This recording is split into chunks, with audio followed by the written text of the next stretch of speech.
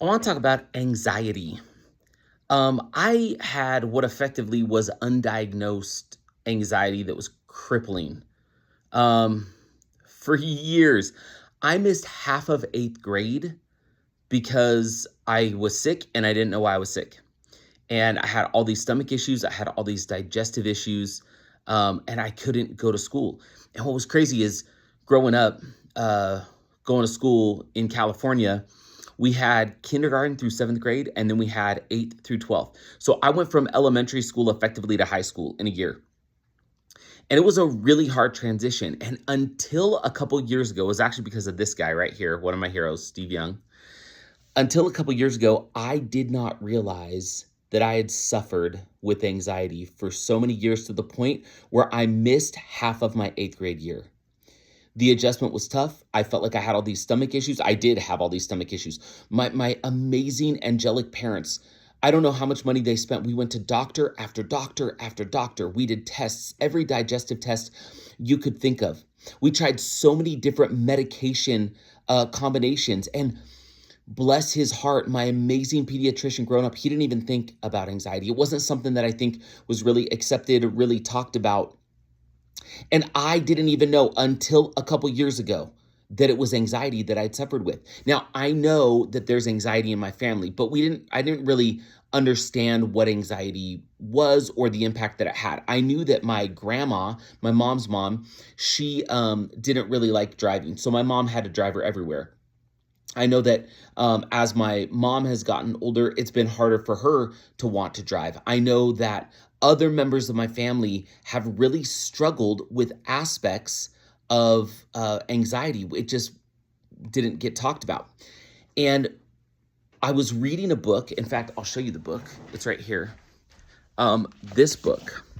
So it's Steve Young's book about football. And it's called My Life Behind the Spiral. So he wrote the book for his kids because his kids didn't really know the football playing version of him. And so he, in the book, talks about the kind of anxiety that he had.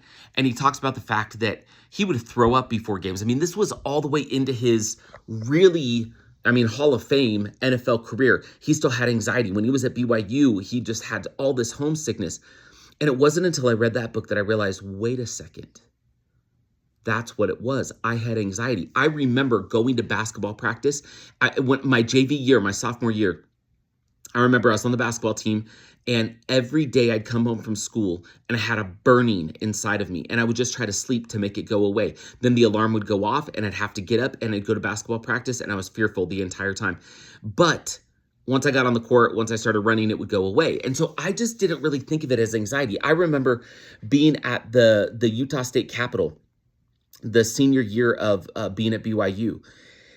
And I did an internship.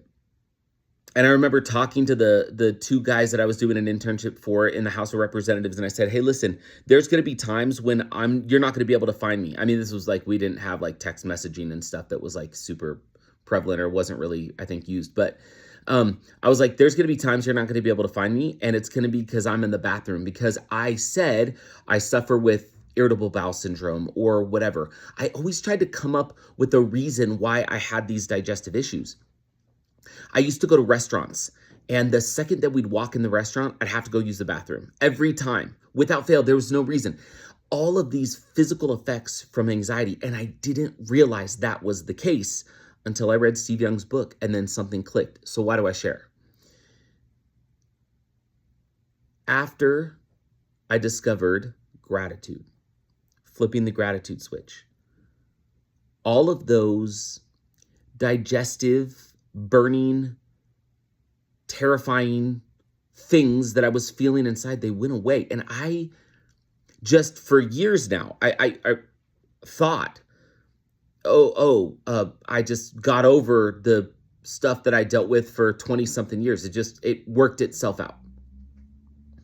Read Steve Young's book, realized it was anxiety, and then I started to do research. Anxiety is largely triggered by cortisol, right?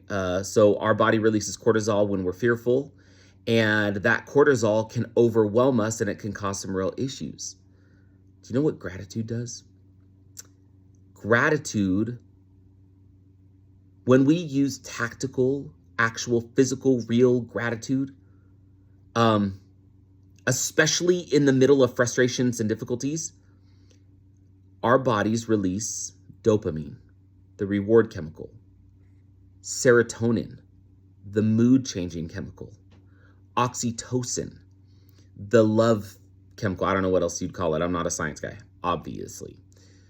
And guess what all of those neurotransmitters do? They douse the cortisol fire. So now for more than a decade, I haven't suffered with that anxiety. I haven't gone on medication, but it went away. By the way, I am not opposed to some form of medication with my some members of my family that do struggle with anxiety just like I did. But now that we know it, we try to take some steps. We call certain medications emotional electrolytes. You know, a marathon runner cannot get through a marathon without drinking electrolytes. It doesn't mean they're deficient. It doesn't mean they're bad. It just means their body doesn't produce electrolytes. And some of us, our bodies need help producing serotonin. And we can get to the point where we rewire our brain with gratitude so that we can become predisposed to joy, so that our bodies are releasing dopamine and serotonin and oxytocin. But it takes a while to develop that. That's why you have to flip the gratitude switch on the regular. Anytime a frustration comes up, you have to go to work and do that thing. It's done in a moment. It's done in your brain. But over time, it can start to solve some of those issues that I dealt with for years and I had no idea that's what I was dealing with. This is going to be a big staple of my keynote moving forward and in the book. It's actually a huge reason why I need to do the rewrite of the book. There's this whole thing that so many people silently suffer with and they don't know what to do. And I'm not saying that gratitude is the fix-all, end-all, be-all like it was for me, but I'll tell you, it will make a difference. It will make a difference. And it will allow you to just take a few more steps. If that's all it does, isn't it worth it? And yeah. Something I'm just now starting to talk about and make some connections with. So I hope that's helpful in some way. It's a little hard for me to talk about that's what I suffered with for literally decades and had no idea. But it's also really gratifying and rewarding to realize, oh, that's what it was. And it's almost cathartic to talk about it and say, we got through it. Gratitude, baby, does all the things. All right, see ya. Sorry, longer video today, but that was important for me to share with you all. So, love you, bye.